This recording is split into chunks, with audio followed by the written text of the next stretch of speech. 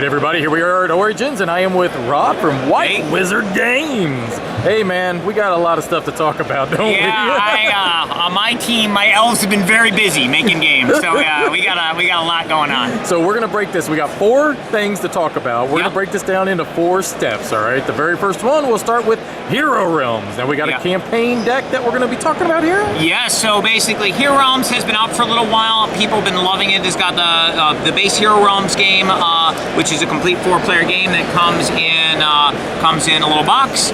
And we've got the character packs with the 5 different character packs which we have available. You can play as the ranger, the cleric, the fighter, the thief, or the wizard, and you can play player versus player games with like fighter versus wizard or cleric versus ranger. All kinds of different matchups you can do, and those are designed to play against each other and have a balanced game. But their starting positions are very different abilities, so it's a really interesting twist on the Realms engine.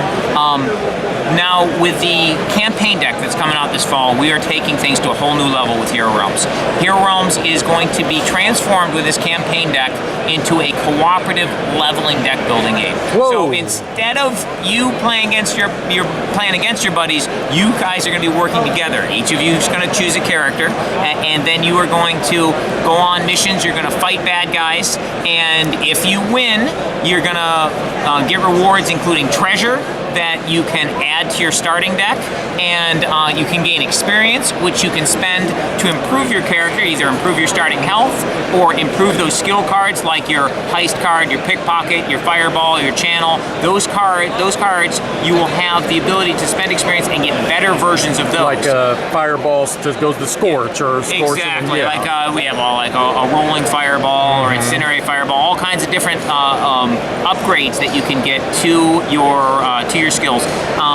So those changes that you make to your character, you're going to record on a character record sheet. There'll be one you can photocopy from the rulebook or download a PDF from our website, and you can track them session to session, and you can campaign with your characters. And the first campaign deck will have 3 missions plus your entire skill trees for all 5 character types, so you'll be able to see what you'll be able to buy with experience down the road and decide where you want to spend the experience you get.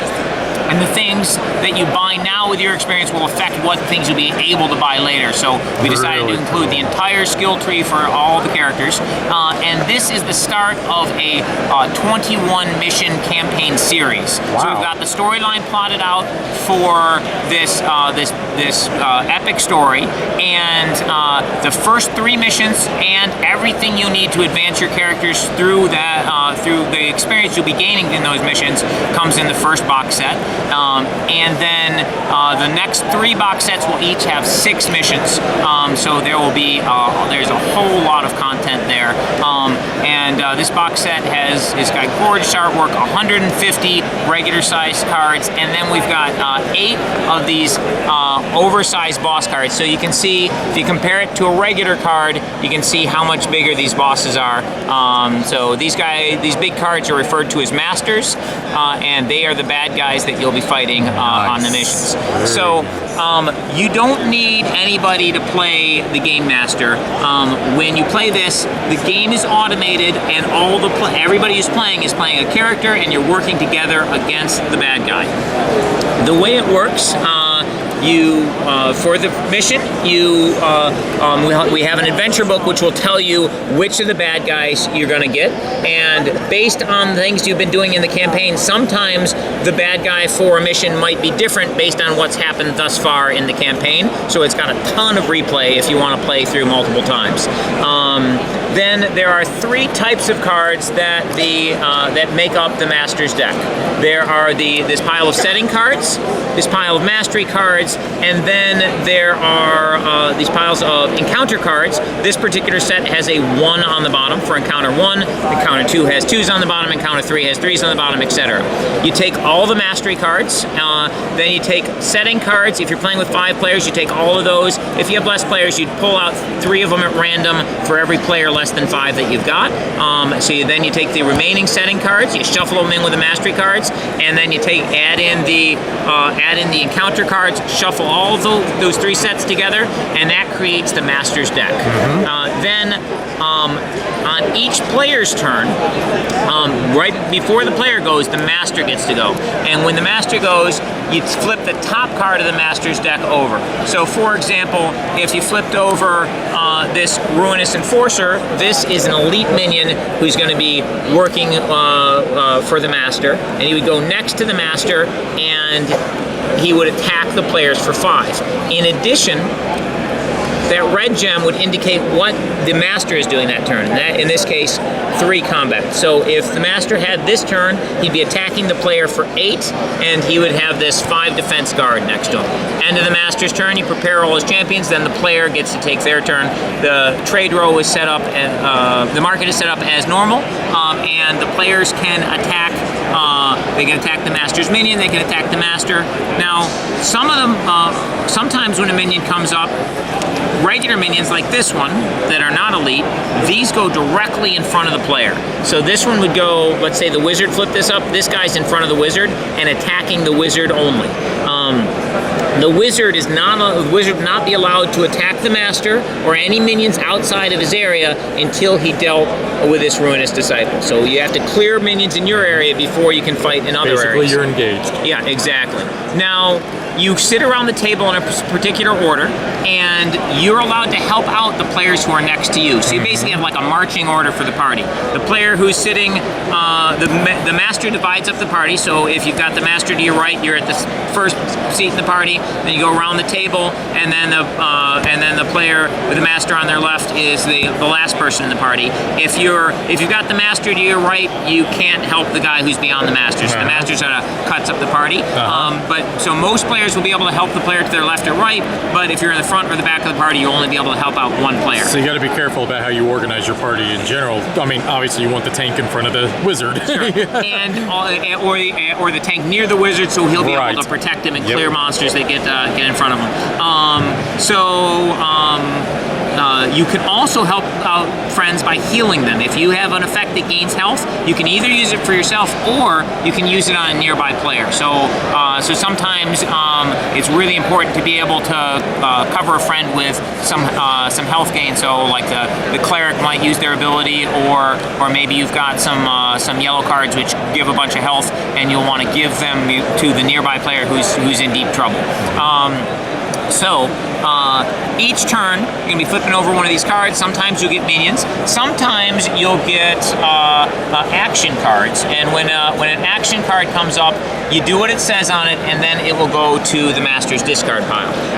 So for example, this Twisting Bolt does 10 damage to the player who flipped it over, but a nearby champion can jump in the way and take one for the team if they choose to. And sometimes hazard cards will come up. When a hazard card comes up, it goes in front of the player, it'll have an effect on them, and there'll be a way to clear the hazard, which will be listed on the card, but until the hazard is cleared, it's permanently in front of that player, affecting them. This is just as realistic of a brawl as you could possibly make it out to be, with obstacles and all kinds of things. Then finally, there's these mastery cards.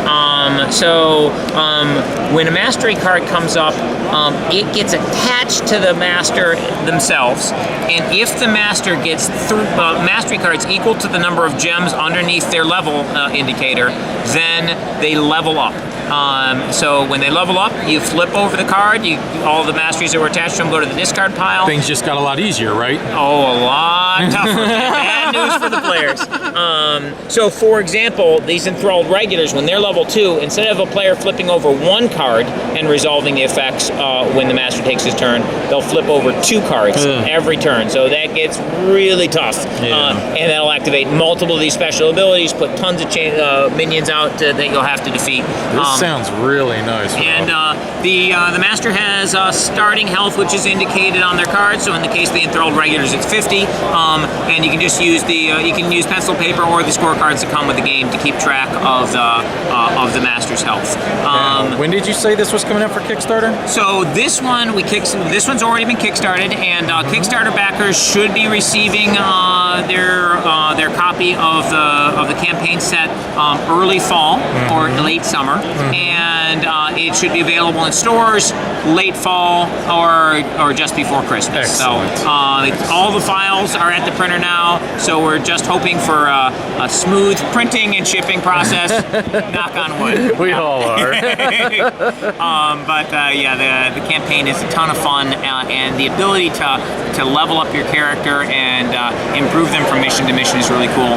And additionally, we made sure that everything you get in the campaign can be usable in player versus player games as well. So we have something called arena mode, where you take your characters that you've been going through the campaign with that have all these cool magic items they found and spend experience to improve their skills, and you can battle them against each other in PvP games. And we have, for all the skill cards that are in the campaign, there is both a player versus player version, and then if you flip them over, it's the campaign version. So some of them are the same campaign versus player, but others are customized for the mechanics of how the campaign works on the campaign mode, and then they do something that's thematically appropriate but different in the player versus player mode. So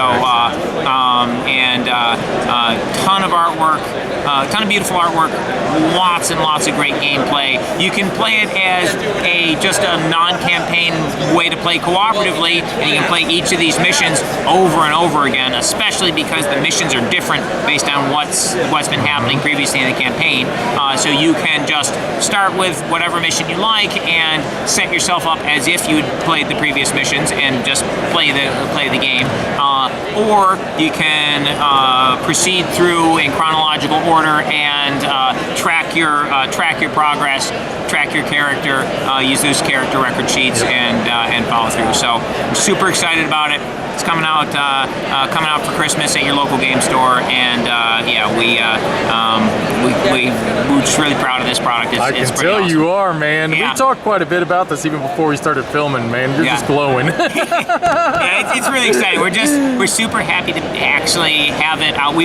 So when we initially envisioned this product, it was going to be 55 cards using this whole way to build the Masters deck, and just a few extras for advancing the characters. But then we really got into the design of the skill trees and ways you could spend experience, tons of magic items, and more stuff we could do with the campaign. So it grew and grew and grew, and so now we've got this beautiful 150 card set with 8 oversized cards, it's pretty exciting. Very cool. All right, I think we got some Star Realms news as well, don't we? Yeah, so we have a... Come on, we can't forget the baby. Oh, come on. All right, so Star Realms, we have a new set coming out for Star Realms. We've got some card previews here. A light cruiser. So we have a new set coming out called Frontiers. Okay. We are going to have a Kickstarter next month. Star Realms is coming to Kickstarter for the first time since the original game. We've had such a strong response from our fans to all of our Kickstarter campaigns, but most of them missed out on the original Star Realms. And there's a lot of cool stuff we can do with Kickstarters, with lots of neat extras and things that we normally can't afford to do with regular products. But the support we get on Kickstarter allows us to do a lot of super cool stuff. So we've got a new box set coming out. It's going to have an entirely new trade deck. It's going to have some new mechanics, like the double ally ability here. I think that was the first thing everybody noticed. Yeah, so the way these work, if you have one other card of the faction in play, you get the first ally ability. If you have 2 or more other cards of that faction in play, you can activate both of these ally abilities. Wow. So, nice. These cards really reward loyalty to a faction. As always with Star Realms, we have some really gorgeous artwork on the cards. These Scrap a card in your hand. If you do, gain 4 attack. Wow! Yeah, it's a good one. It's a good one. And got here. Acquire a ship or base of cost 6 or less for free and put it on top of your deck. Okay, that's very familiar, but it's got the 5 health. So there are a lot of cool extras we're going to have in this Kickstarter, and this Kickstarter is going to be kicking off July. Oh, it's ore based. Ooh, I just bought that. Yes. Oh, that's a big deal. Yes, that is a big deal.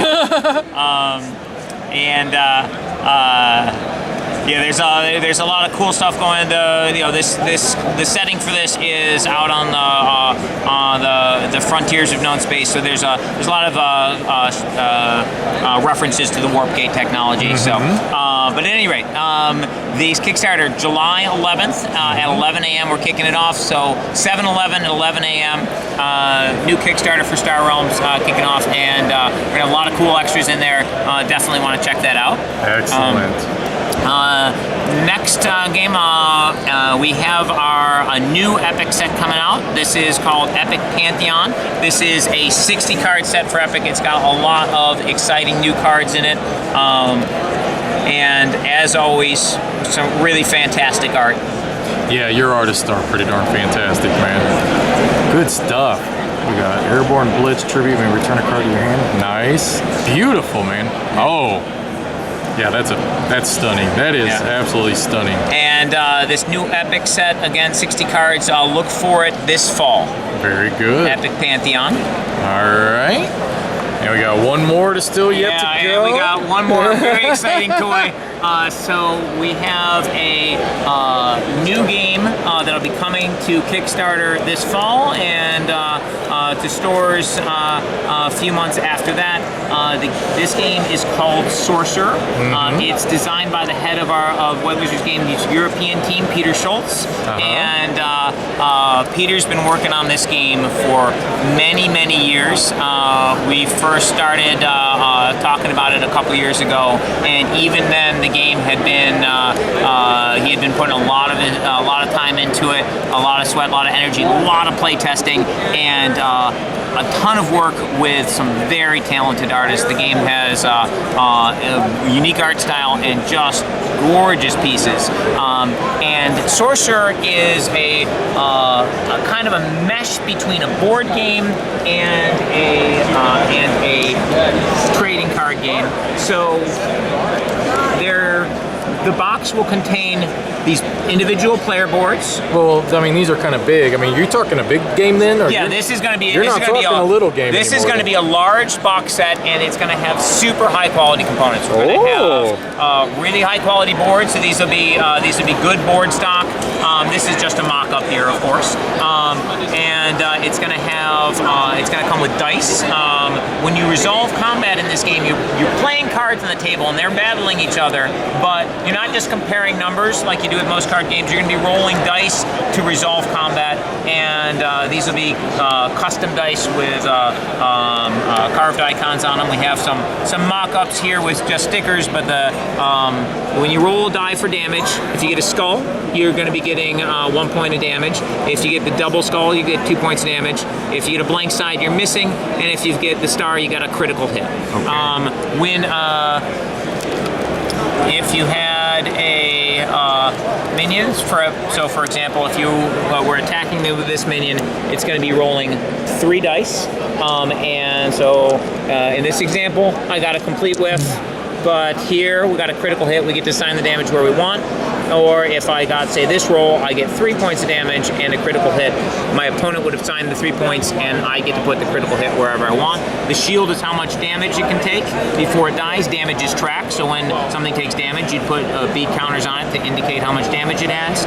And then the symbol up here is how much energy the card costs to play. On these individual player boards, you're going to have track to track your energy, and you'll have trackers on your actions. On a player's turn, they're going to go back and forth spending actions. You can spend actions to gain energy. You can spend an action to draw cards. You can spend an action to play a card out of your hand by paying its cost. And you can spend an action to move guys around on the battlefield. When you set up the game, You're about to say you didn't explain how you set up your deck yet. yeah, when you set up, yeah. So when you set up the game, the first thing you're going to be doing is creating your deck, and there's a really cool process for this. There are these 12 individual decks that'll come in the game, and each one of them has a cover card. So you've got these awakening cards. These represent who you are, so they each have a character name on them. Then you have these lineage cards. In Sorcerer, every player is playing an evil sorcerer battling for control of Victorian London. These evil sorcerers are descended from dark gods of the ancient gods, and depending on which god you're descended from, it determines what magical powers you have. So we've got the Necromancer, the Animalist, the Demonologist, and the Bloodlord.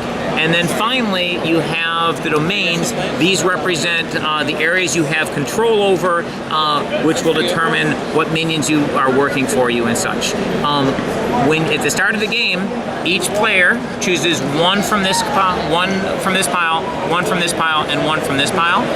So, for example, if we could grab this one, we'd be Zevrain.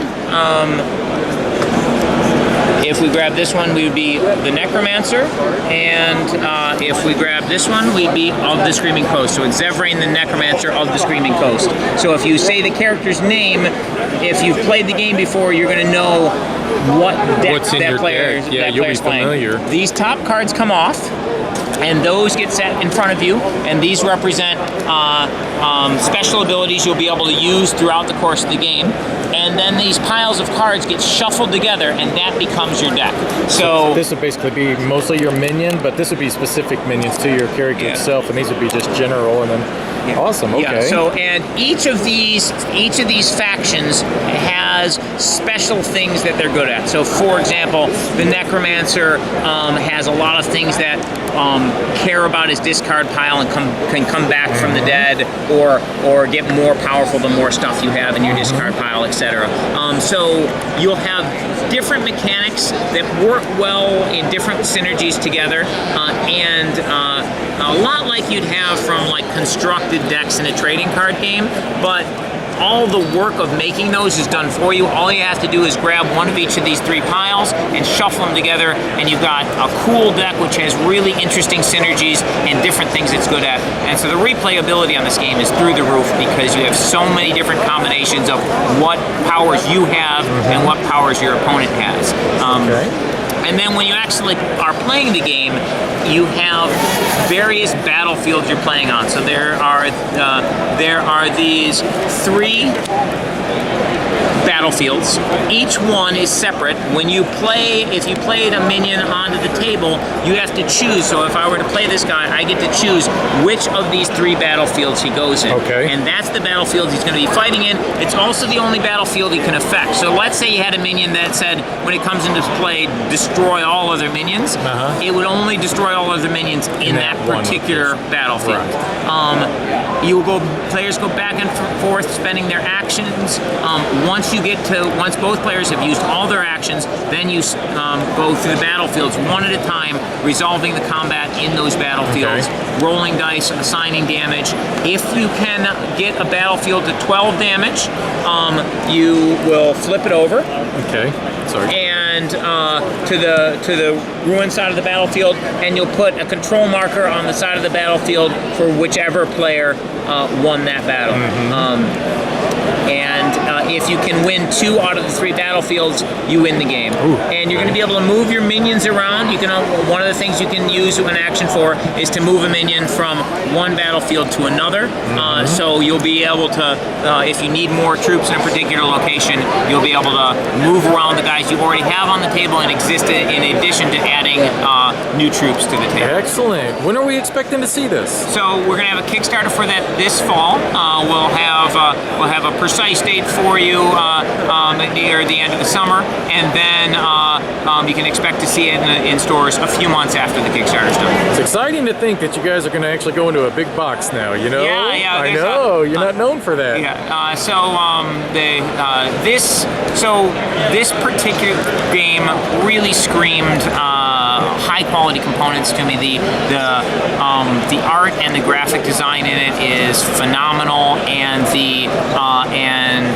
there's so much attention to detail in the design and the story behind all the various minions. It really felt like a game that needed a deluxe package and components that really had solid heft and feel to them. You're going to do it right. Yeah. Right? So with our deck building games, what I found with deck building games when I played them was, they come in these big boxes, and the first thing I would do is I would take all the cards out of the big box, put it in a little card storage box I could carry around with me, and throw the big box away because it was just taking up useless space. So when I was working on the how to present Star Realms, I decided to put it in a little box, like the kind of box I'd end up putting the game in. So I was designing the packaging around the game, and it's great to have Star Realms in this convenient little package you can carry around, and it's all about the cards. But with Sorcerer, this game is not just all about cards. It's got great cards, but it also has the boards. It's got these really nice dice. There's all kinds of little components you're using to track damage and to track your energy that you've got in the game. So having a lot of nice components for that to give the game the right feel was necessary. So basically, I'm gonna put games in the type of packaging and such that's best for them. Not what's best for the bottom line, but what's best for the game. And my hope is that players will respond to that, and the games will do well. It certainly worked with Star Realms. Question: Is Sorcerer just a two-player game? So there, you can play up to 4 players out of the base set. It's a great 2-player game. It's a lot like Star Realms in that you have phenomenal 2-player play, but there are multiplayer modes as well, and some people really love those. And there is also going to be a cooperative, solitary cooperative expansion for Sorcerer, so you'll be able to play it by yourself or with friends against the game, or player versus player, or team versus team. So there'll be a bunch of ways to play the Sorcerer. What a spiel! My goodness, man, you hammered it. We got so much going on. I mean, I meant to say you nailed it. I mean, that's four games we covered. Great job. Hey, man, we really appreciate your time. Any last thing you'd like to say to the fans? Just a reminder about that Kickstarter coming up next month, July 11th, 7/11 at 11 a.m. We're going to kick it off. A lot of cool stuff. Check it out. Thanks, guys. We'll talk to you later. Bye-bye.